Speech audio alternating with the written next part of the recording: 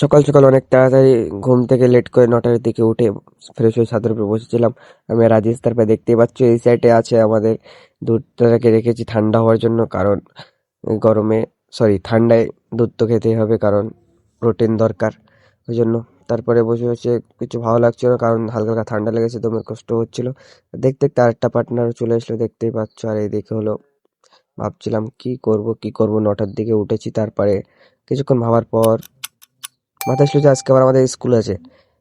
তো তাড়াতাড়ি দুধটাকে ফিনিশ করে রেডি হয়ে চলে এসেছিলাম রাস্তায়। তো দেখতে পাচ্ছ এখানে রাস্তায় আমাদের পাবলিক সব রেডি। এই হচ্ছে আজিজার আরাফাত, ওদের হেলিকপ্টারে করে রেডি।